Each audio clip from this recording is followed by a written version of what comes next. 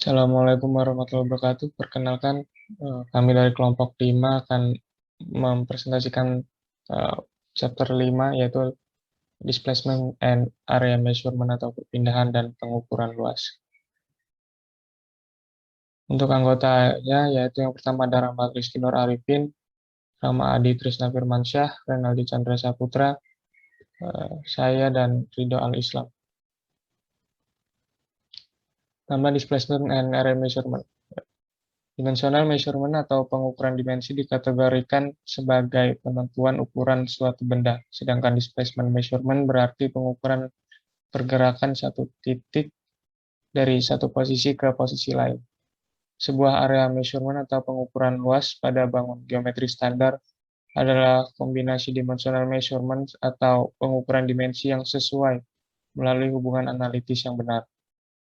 Nah, penentuan luas bangun geometri tidak beraturan biasanya melibatkan integrasi mekanis, grafis, atau numerik.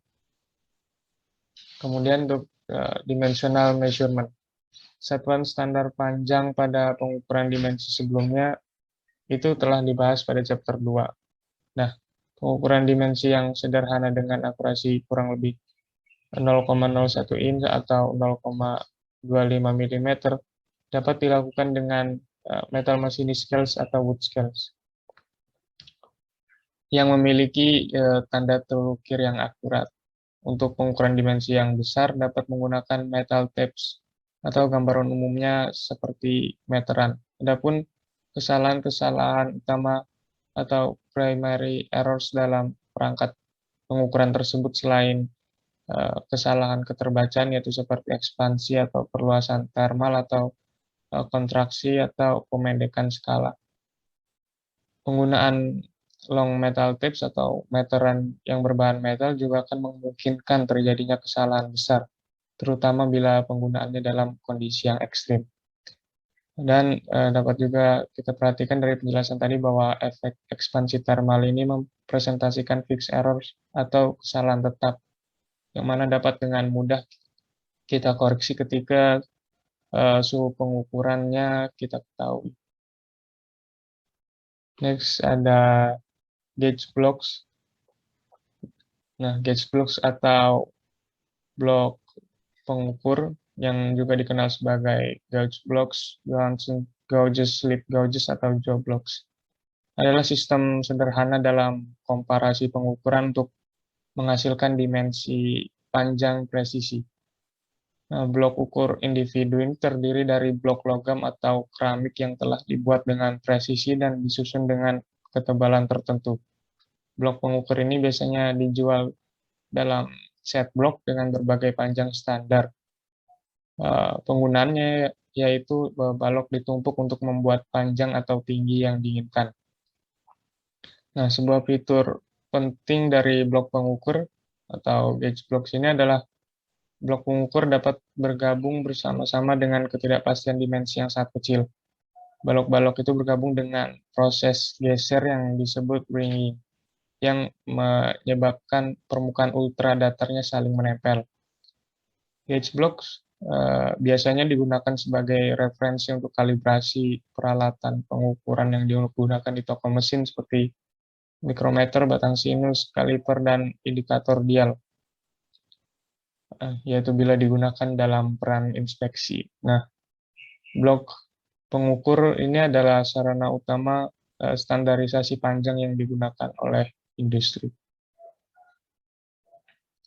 Selanjutnya, sebagaimana yang dijelaskan pada slide sebelumnya, gauge blocks atau blok pengukur merepresentasikan standar dimensi industri.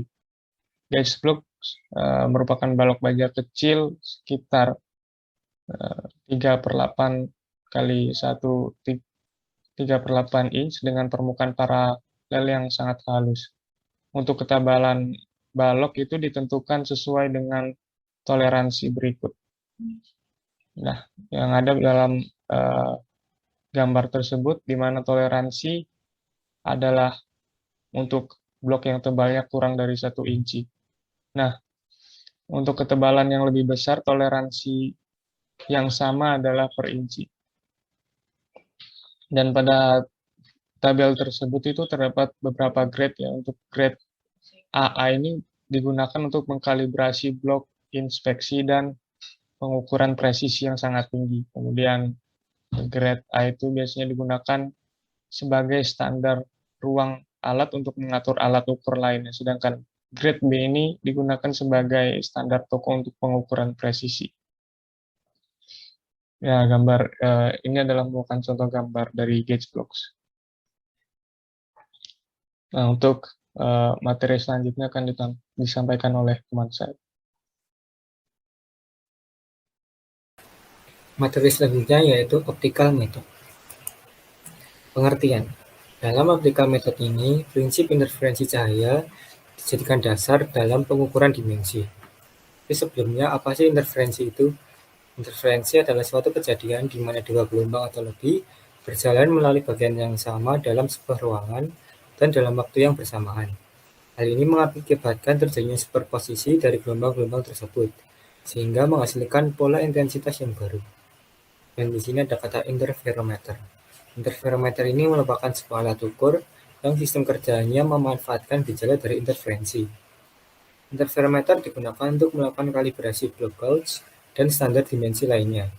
Instrumen optik yang biasanya digunakan yaitu adalah teleskop dan mikroskop, yang termasuk dalam transit surveyor konvensional yang digunakan untuk pengukuran jarak yang jauh. Dan di sini ada gambar dua set cahaya.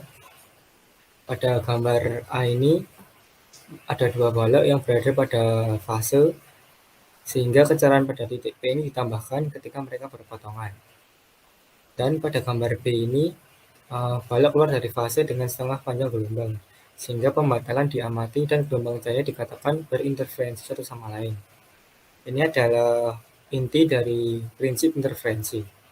Maka pembatalan disebabkan oleh dua gelombang cahaya dari suatu sumber yang melakukan perjalanan di sepanjang jalur yang berbeda. Perbedaan jarak ini adalah kelipatan integral dari panjang gelombang itu sendiri. Selanjutnya itu penerapan prinsip interferensi. Sinar cahaya paralel A dan B diproyeksikan pada piring dari sumber kolimeting sesuai. Jarak pemisahan antara piring D diasumsikan cukup kecil. Lalu yang dipantulkan A memotong balok B yang masuk pada titik P. Karena balok reflektor telah melakukan perjalanan lebih jauh dari balok B dengan jarak 2D, itu akan menciptakan gangguan pada titik P jika jarak inkrementalnya adalah kelipatan lambda per 2. Dan jika jarak 2D adalah kelipatan lambda per 2, maka balok reflektor akan menambah sinar cahaya reflektor ini menjadi lebih besar. Dengan demikian, untuk 2D sama dengan lambda per 2, 3 lambda per 2, dan seterusnya, layar S ini tidak akan mendeteksi cahaya yang dipantulkan. Karena misal jika seorang melihat sinar cahaya yang dipantulkan, cahaya alternatif daerah gelap akan muncul di layar untuk menunjukkan variasi dalam jarak lempeng. Garis atau wilayah gelap itu disebut pinggiran, dan perubahan jarak pemisahan antara posisi dua pinggiran sesuai dengan rumus delta 2D dalam kurung sama dengan lambda per 2. Selanjutnya ada skema interferometer. Cahaya monokromatik dari sumber yang digembulkan oleh lensa L ke plat splitter S2 yang merupakan cermin setengah keperakan yang memantulkan cahaya ke arah cermin M yang datar secara optik dan memungkinkan transmisi setengah lainnya menuju benda kerja W. Interferometer ini biasa digunakan untuk kalibrasi block gauge dan aplikasi lain di mana pengukuran absolut yang sangat tepat diperlukan. Panjang gelombang sumber cahaya monokromatik akan mempengaruhi jarak dari pinggiran. Dan tabel 5.1 ini merupakan monokromatic light source yang menjelaskan panjang gelombang dan panjang setengah gelombang fringe interval dari helium, krypton 86, merkuri 198, dan sodium. Presentasi akan dilanjutkan oleh teman saya. Baik, untuk materi berikutnya yaitu pneumatic displacement gauge.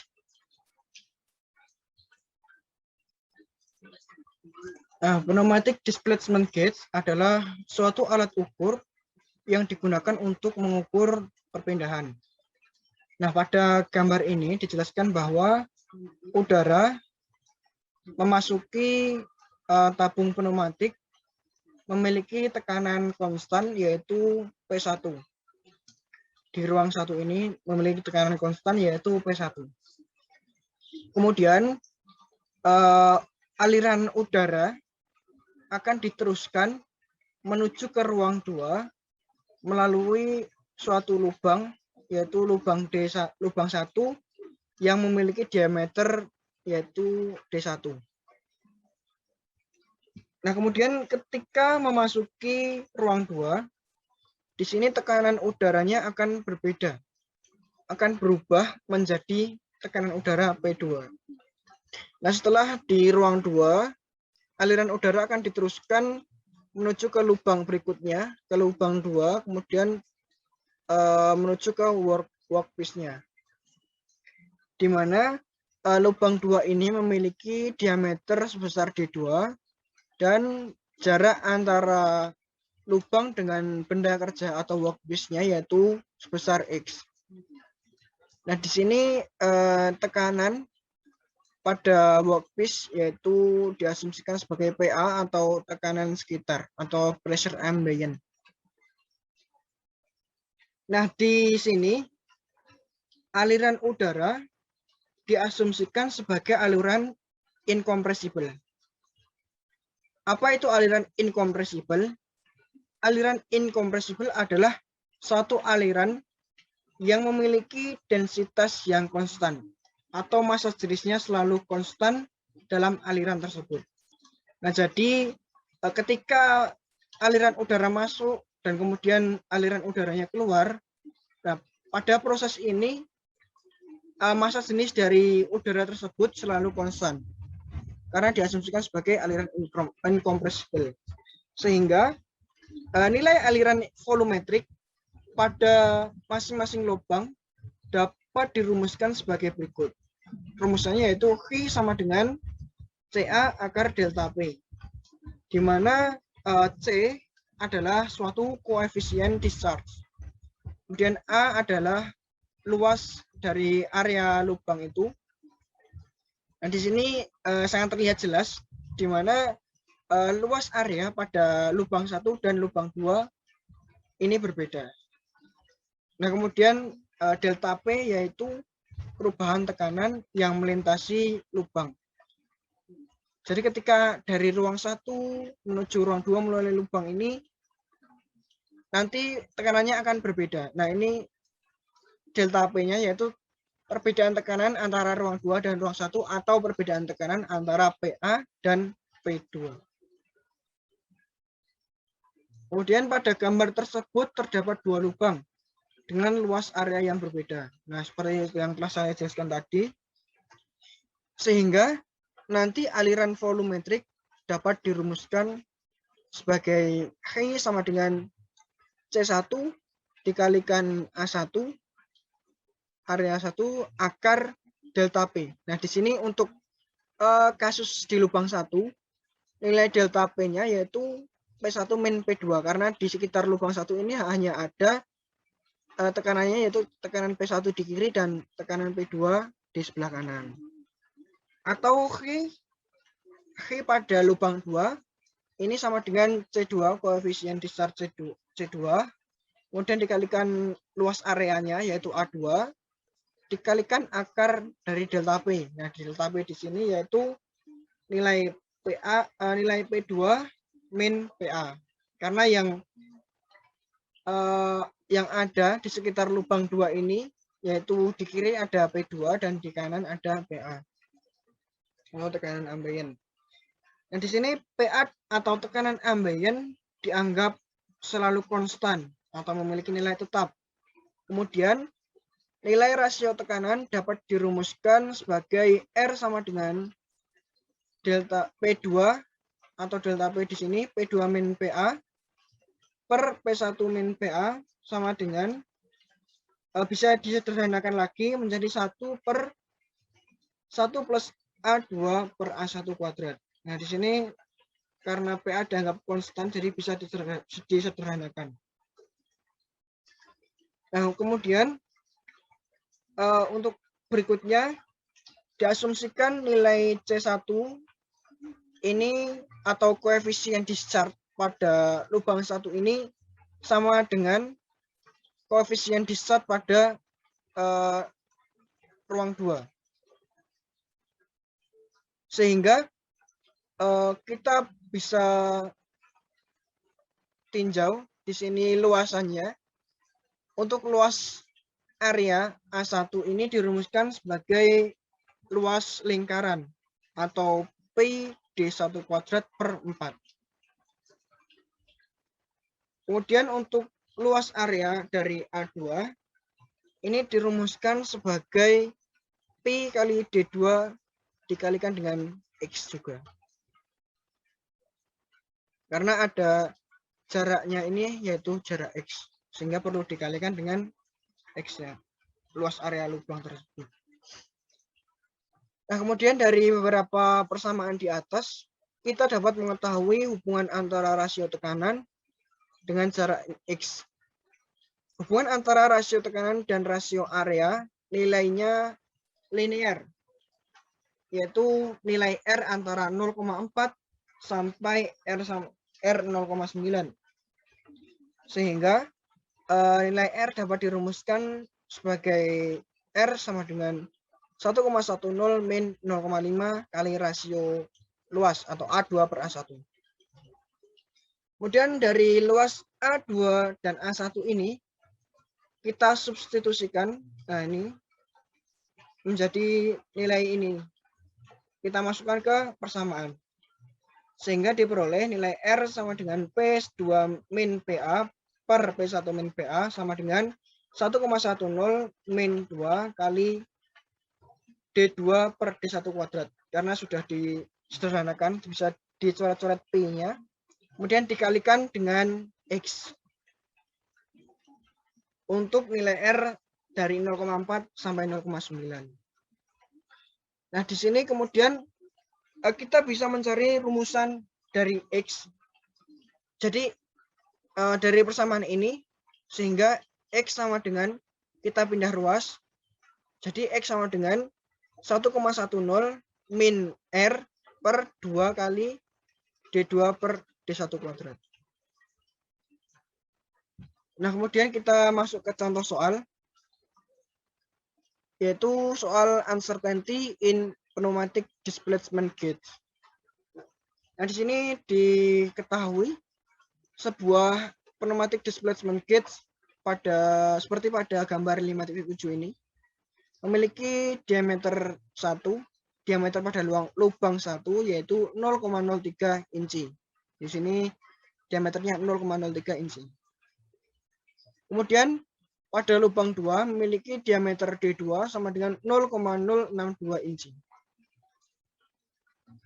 Kemudian tekanan yang masuk, tekanan udara, yaitu sebesar 10 PSIG. Dan kemudian dengan nilai uncertainty yaitu 0,05 dalam H2O. Kemudian tentukan displacement range pada persamaan tersebut dan tentukan nilai uncertainty dalam pengukuran. Asumsikan tekanan suplai atau tekanan sumber selalu konstan. Nah, di sini solusinya untuk yang pertama kali kita harus mencari nilai perbandingan atau nilai rasio dari luas tersebut. Nah, di sini sebenarnya ada nilai rasio luas yaitu A2 per A1 sama dengan D2 per D1 kuadrat. Sehingga kita peroleh nilainya 0,062 per 0,03 kuadrat sama dengan 68,8. Kemudian ketika R-nya sama dengan 0,4, maka diperoleh nilai X seperti yang saya jelaskan tadi. Nilai X yaitu sama dengan 1,10 min R per 2 kali rasio luas atau D2 per D1 kuadrat. Kemudian kita masukkan nilai-nilainya. X sama dengan 1,10 min R-nya yaitu 0,4 per 2, kemudian rasio luasnya yaitu 68,8. Sehingga kita peroleh nilainya yaitu 0,0509 inci, atau kita konversikan ke senti, maka kita kalikan 2,4, sehingga kita peroleh nilai X ketika R sama dengan 0,4 yaitu 0,129 cm. Kemudian ketika nilai R-nya sama dengan 0,9, maka kita peroleh nilai X-nya yaitu 1,10 min 0,9 per 2 kali 68,8. Setelah kita hitung diperoleh nilai 0,0145 inci, atau dalam senti kita bisa kalikan dengan 2,4, sehingga kita peroleh nilainya yaitu 0,0368 cm.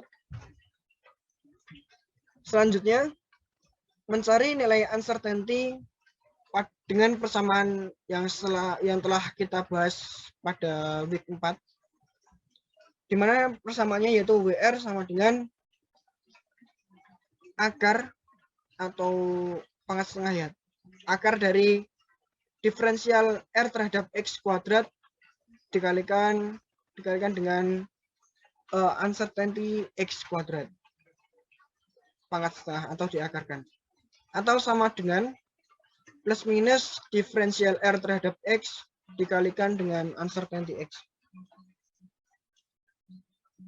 Maka kita bisa peroleh nilai WR-nya sama dengan W delta P per P1 min PA. Mana nilai diferensial R terhadap X yaitu min 2 dikalikan dengan 68,8. Atau bisa tadi kan nilai R-nya sama dengan ini. Kemudian kita turunkan terhadap X sehingga 1,10 menjadi 0, sehingga turunan R terhadap X sama dengan min 2 kali D2 per D1 kuadrat. Nah, di sini kita peroleh nilai diferensial R per DX, kita masukkan nilainya min 2 dikalikan dengan rasio luas atau D2 per D1 kuadrat yaitu 68,8, sehingga kita peroleh nilainya min 137,6. Kemudian nilai uncertainty dalam pengukuran yang disuruh dalam soal tadi kan P2 min PA, yaitu nilainya yaitu uncertainty W delta P sama dengan nilai uncertainty-nya di soal tadi disebutkan nilainya 0,05, kemudian dikalikan dengan delta P atau 0,0361. Kemudian setelah dikalikan sama dengan 1,805 kali 10 pangkat min 3 PSIG. Atau kita bisa konversikan dalam satuan Newton per meter kuadrat, sehingga diperoleh nilainya yaitu 12,44 Newton per meter kuadrat. Ini nilai uncertainty dalam pengukuran P2 min PA. Kemudian nilai uncertainty dalam X atau WX-nya. Di sini kita peroleh dari rumus ini, di mana WR sama dengan plus minus diferensial R terhadap X kali WX, sehingga kita bisa cari nilai WX-nya sama dengan 1,805 kali 10 pangkat min 3 dibagi dengan WR yaitu 137,6, kemudian dikalikan dengan 10. Nah, nilai 10 ini didapat dari pressure supply atau tekanan sumber yaitu sebesar 10 PSIG. Kemudian kita peroleh nilainya yaitu 1,313 kali 10 pangkat min 6 inci. Atau sama dengan 1,313 mikroinci. Atau sama dengan juga ketika kita rubah ke dalam satuan meter, yaitu 0,033 mikrometer. Nah, untuk materi selanjutnya yaitu area measurement atau pengukuran area. Nah, untuk pengukuran area ada banyak sekali aplikasi atau penerapan yang memerlukan pengukuran suatu area. Antara lain, yang pertama yaitu penentuan grafis dari area pada plot survei data. Kemudian yang kedua, integrasi suatu fungsi untuk menentukan luas area pada suatu kurva. Nah, seperti yang saya cantumkan pada gambar ini, untuk mencari luas suatu area, ini juga diperlukan suatu pengukuran atau dengan cara integrasi atau pengintegralan. Jadi luas area di bawah kurva ini, luas area yang diarsir, bisa kita cari dengan L sama dengan integral A sampai B fx dx. Kemudian untuk yang ketiga, yaitu analisis plot data eksperimen. Nah, semuanya ini bergantung pada pengukuran area bidang. Ada juga pengukuran luas permukaan suatu bidang. Namun, pengukuran ini jauh lebih sulit dilakukan daripada pengukuran area. Untuk materi berikutnya akan dijelaskan oleh teman saya. Selanjutnya yaitu the planimeter device of historical interest. Di sini planimeter adalah perangkat integrasi mekanis yang dapat digunakan untuk pengukuran dari luas bidang. Nah, di atas terdapat dua gambar. Gambar sebelah kiri merupakan planimeter manual dan sedangkan gambar sebelah kanan merupakan planimeter digital. Dari kedua planimeter ini secara garis besar kegunaannya sama, yaitu untuk mengukur. Tapi sedikit perbedaan dari cara penggunaannya, yaitu planimeter manual itu kita hasil luas akhir dari bidang yang kita cari harus kita menghitungnya secara manual. Sedangkan kalau planimeter digital kita tidak perlu menghitungnya lagi secara manual. Nanti akan tertera pada layar planimeter ini hasil akhir dari luas area yang kita cari.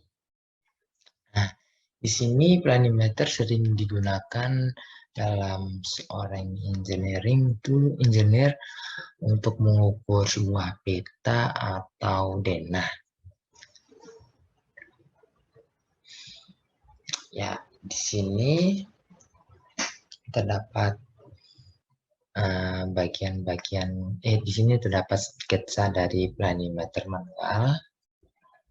Di sini terdapat lengan OB dan lengan BD, di mana pada titik O ini merupakan titik planimeter yang tidak bergerak. Sedangkan titik T titik yang akan mengelilingi area yang kita ukur. Nah, di sini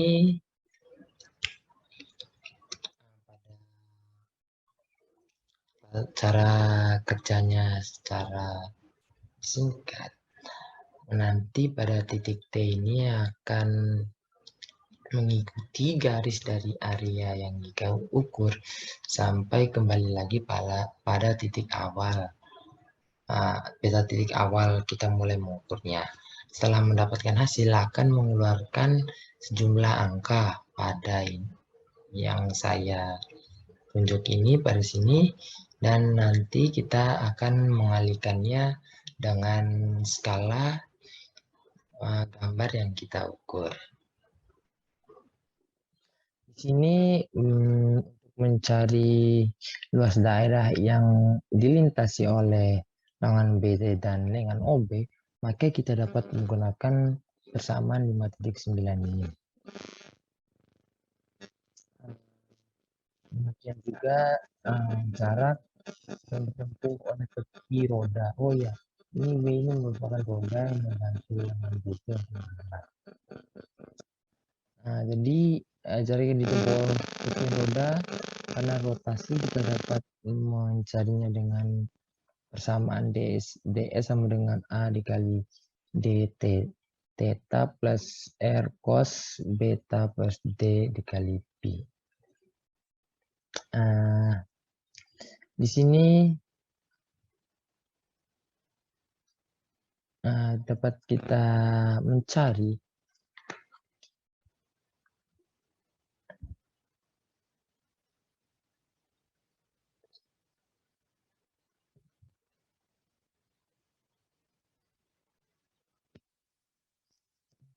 itu didapatkan persamaan integral untuk menyelesaikan permasalahan untuk kita mengetahui nilai A. Pertama itu kita mendapatkan persamaan 5.11 yaitu A sama dengan 1/2 L kuadrat integral D theta plus LR integral cos beta D pi plus 1/2 R kuadrat dikali integral D pi. Dari sini didapatkan lagi persamaan 5.12 yaitu S sama dengan A integral D dikali theta plus integral R cos beta dikali D dikali pi. Sehingga kita dapat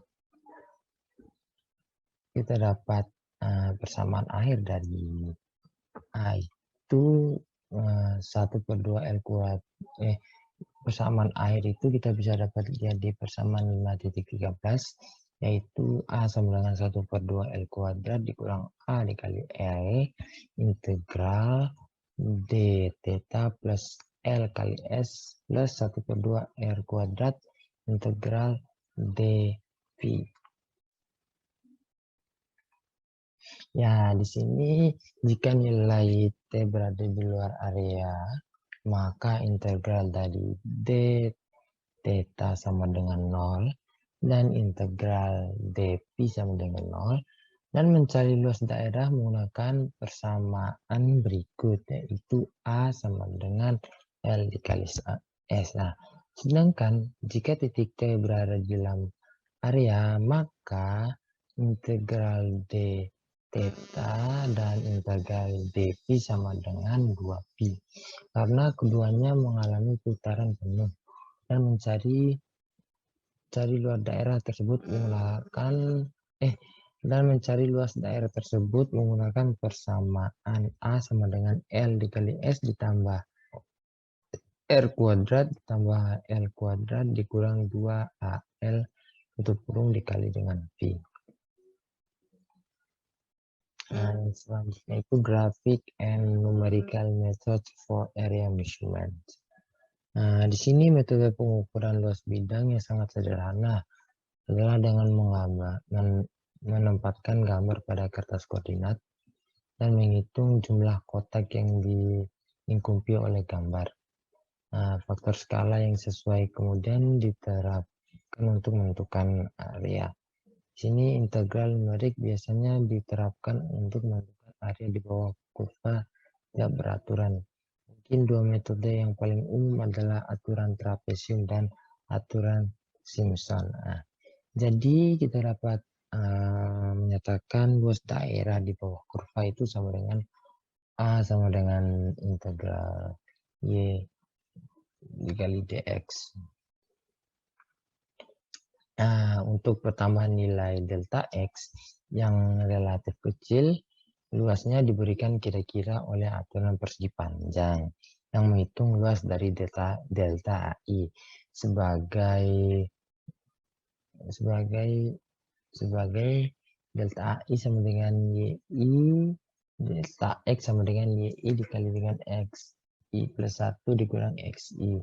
Sehingga kita mendapat persamaannya yaitu A sama dengan sigma delta AI sama dengan sigma YI dikali dengan XI plus 1 dikurang dengan XI.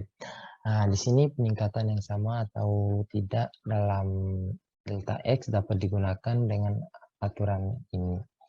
Aturan persegi panjang akan meremehkan area di daerah di mana kurva memiliki dy per dx lebih besar daripada 0 dan melebihi ketika dy per dx lebih kecil daripada 0.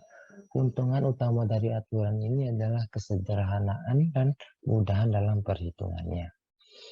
Nah, jika gambar tersebut dibagi menjadi pertambahan yang sama, delta X panjang sumbu X, aturan trapesium memberikan untuk luas jika kenaikan tak seragam dalam X terlibat.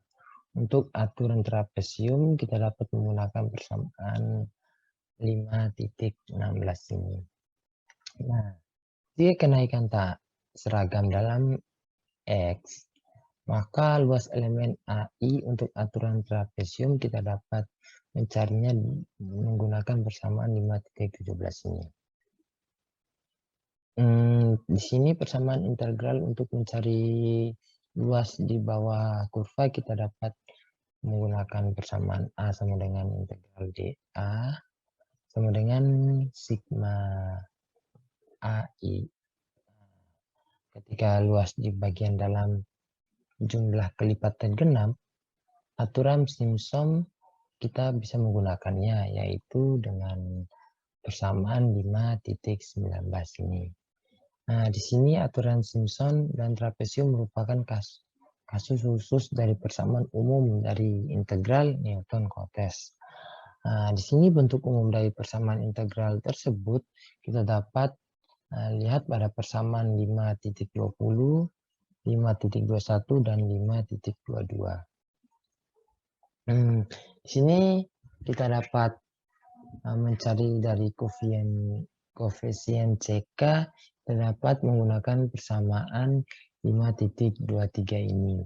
Dan nilai dari variabel S kita dapatkan dari S sama dengan X1 kurang X dikurang X1 dikurang N. Nah, di sini rumus Newton-Cotes menggunakan kenaikan N dalam variabel independen, dan ini membutuhkan pencocokan polinomial pada N plus 1 titik di wilayah yang akan kita integralkan. Selanjutnya akan dilanjutkan oleh teman saya. Untuk materi yang selanjutnya adalah contoh soal example 5.4 tentang area of survey plot by numerical integration. Di sini terdapat soal dengan ini aslinya adalah a surveyor determines the coordinate of an irregular hexagon shape parcel of land as shown in the accompanying figure example 5.4. Untuk gambar di bawah ini, and listed in the table as XE and YE. Notice that the coordinates are listed in sequence with the final entry the same as the initial entry, indicating closure of the figure. Nah, dari soal tersebut intinya adalah dari luas area di dalam segi 6 pada gambar ini. Next. Ini adalah jawaban untuk sampel 5.4. Ini terdapat tabel untuk perhitungan numerikalnya. Dan rumus yang digunakan itu adalah aturan trapesium dengan rumus AI sama dengan delta X dalam kurung YI plus 1 plus YI dan berkurung per 2. Dari rumus ini sebenarnya adalah rumus luas trapesium, di mana delta X ini adalah tingginya, dan dalam kurung YI plus 1 plus YI ini adalah jumlah sisi sejajarnya. Dan dilihat dari gambar dan tabel, XI sama dengan 0, maka Y-nya adalah 70. Dan XI sama dengan 14, Y-nya adalah 100. Nah, dilihat ini bentuknya ditarik garis ke bawah, maka bentuknya adalah trapesium. Jika diterapkan rumus ini, jumlah sisi sejajar, di mana sisi yang atas ini adalah nilai YI secara 80, dan sisi bawahnya ditambah sisi bawahnya adalah YI plus 1 besar 100. Jika ditambah maka diperoleh nilai jumlah sisi sejajarnya sebesar 170. Dan untuk delta X itu adalah ini. Untuk X I plus 1-nya adalah 14, dikurangi XI 0, maka diperoleh 14. Sehingga diperoleh nilai AI, jika dihitung, maka diperoleh nilai 1190. Nah, untuk X yang selanjutnya juga sama. XI sama dengan 14, dan XI plus 1-nya sama dengan 58. Gunakan metode yang sama, maka diperoleh nilai YI plus 1 ini, dan delta X atau XI plus 1 kurangi XI-nya ini. Sehingga jika menggunakan dihitung menggunakan rumus luasnya, maka diperoleh ini. Nah, untuk sumnya ini adalah penjumlahan dari luas AI sebelumnya. Jika ini, maka diperoleh dari ini ditambah ini. Begitupun seterusnya, ini diperoleh ini ditambahkan. Nah, untuk urutan X-nya itu adalah dari kiri ke atas, ke kanan, ke bawah, ke kiri, ke bawah, sampai menuju 0 lagi. Urutannya jadi begini pada kursor. Sehingga ini kenapa bisa didapat nilai minus, karena ada ini kan XI plus 1, jadi ini dikurangi ini, sehingga ini nilainya adalah 74 dikurangi 96, maka diperoleh nilai minus 22. Sehingga diperoleh nilai A-nya juga minus, karena di rumusnya dikalikan minus, jika minus maka diperoleh hasil yang minus juga.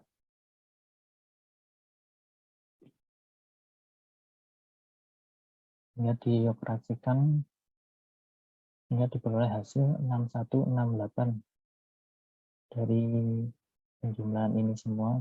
Sehingga diperoleh luasnya, luas dari segi 6 ini adalah 6168. Next.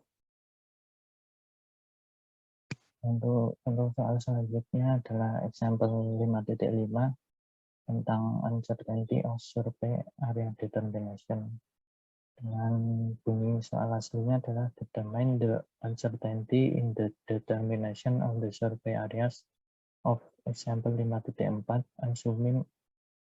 assuming uncertainties in measurement of x and y of plus minus 0,2. Assume the numerical integration calculation is exact. Nah, dari soal tersebut, intinya adalah tentukan ketidakpastian dalam penentuan area pada example 5.4 atau pada soal yang sebelumnya. Dari soal yang sebelumnya diperoleh hasil dalam tabel ini. Ini akan berguna untuk menghitung soal ini. Next. Untuk jawaban example 5.5 terdapat pada tabel ini.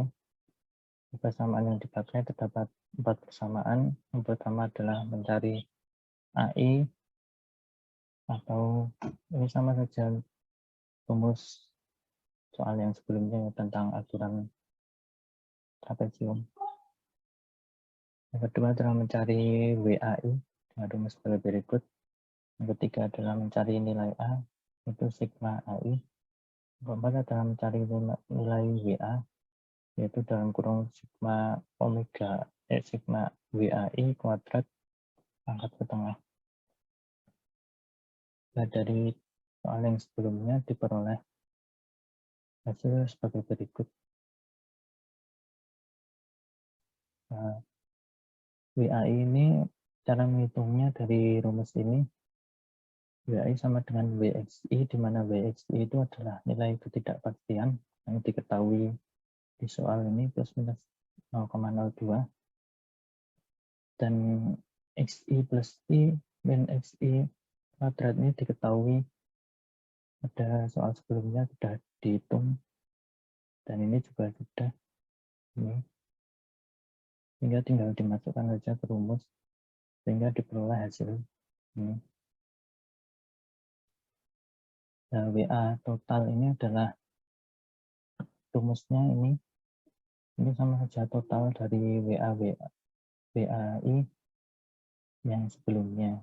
Jadi jika kita menghitung ini diperoleh ini, maka WA totalnya itu adalah ini ditambah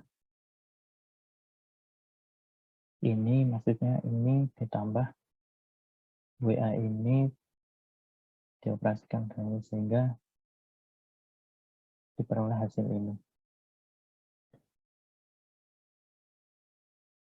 Nah, ini adalah tabel WA per A dengan nilai A itu adalah sigma AI. Ini. Sehingga jika nilai ini diperoleh dari WA ini dibagi sigma AI, maka AI yang pertama ditambah AI yang kedua, sehingga hasilnya WA ini, WA yang kedua dibagi A yang pertama ditambah A yang kedua, sehingga diperoleh hasil ini, begitu seterusnya, sehingga diperoleh nilai hasilnya besar ini 0,00799167. Lalu bab yang selanjutnya adalah tentang surface areas. Surface areas atau luas permukaan. Dari gambar tersebut menggambarkan bidang yang terdapat pada koordinat 3 dimensi yang terdapat X, Y, dan Z. Permukaan 3 dimensi dengan permukaan dijelaskan oleh fungsi Z sama dengan fungsi X dan Y. Dan luas permukaan diberikan dalam persamaan sebagai berikut. A sama dengan integral lipat 2 dalam kurung 2Z per 2X kuadrat plus 2Z per 2Y kuadrat plus 1 untuk kurung dx dy. Dengan Z adalah perubahan inkremental dalam X dan Y. Dan perubahan nilai X dan Y dilambangkan sebagai delta X untuk perubahan nilai X dan delta Y untuk perubahan nilai Y. Dan nilai Z dilambangkan dengan Z dengan N mengacu pada kenaikan nilai X. Jika semakin di sini, maka N-nya makin bertambah sehingga hasilnya N plus 1.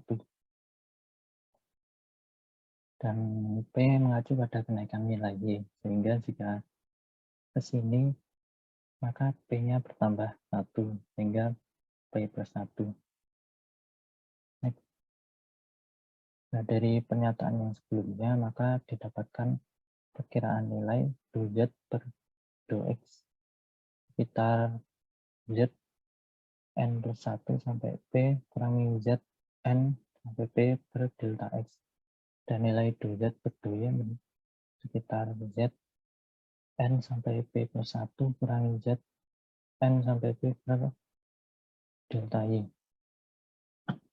Sehingga dari perkiraan ini diperoleh persamaan integral yang diganti menjadi ini dari persamaan ini, dan 2Z per 2X dan 2Z per 2Y-nya diganti dengan hasil ini, maka diperoleh rumus sebagai berikut. Nah, rumus tersebut untuk menghitung luas permukaan. Luas permukaan dapat ditentukan dengan melakukan penjumlahan numerik tersebut. Sekian presentasi dari kelompok kami. Terima kasih. Wassalamualaikum warahmatullahi wabarakatuh.